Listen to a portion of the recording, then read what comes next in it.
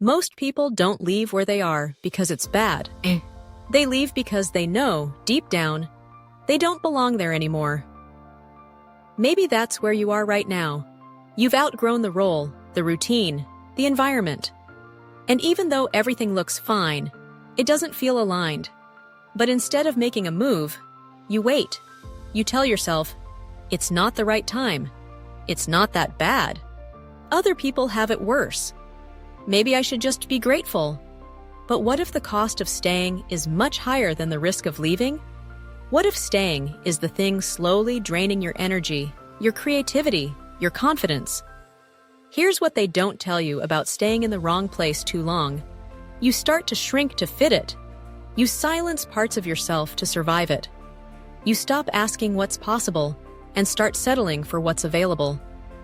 You lower your standards to match your surroundings, and you begin to forget what you once dreamed of. That version of life may look stable, but it's not sustainable. Because when you don't feel purpose in what you do, it doesn't just sit quietly in one corner of your life. It spills into everything: your energy, your health, your relationships, your self-worth, your ability to dream. So let's be honest. You don't need more motivation. You need permission. To want more. To question what's always been considered normal. To explore new directions. To say, this isn't for me anymore. And take action from that clarity. Here's the good news. You're not stuck. You're just afraid of being seen starting over. Afraid of looking like a beginner again. Afraid of the unknown. But starting over isn't failure. It's power.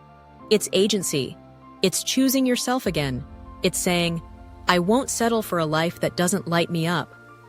It's taking your future seriously, even if others don't understand it yet. I know what it's like to feel that tug, to wake up with a pit in your stomach, to look around and think, everyone else seems okay with this. Why aren't I? And I also know what happens when you finally stop ignoring that voice, the one telling you it's time to move forward. Things change. You meet the people you were meant to meet, those who truly understand your journey, who inspire you to stretch beyond your limits, and who celebrate your wins as if they were their own.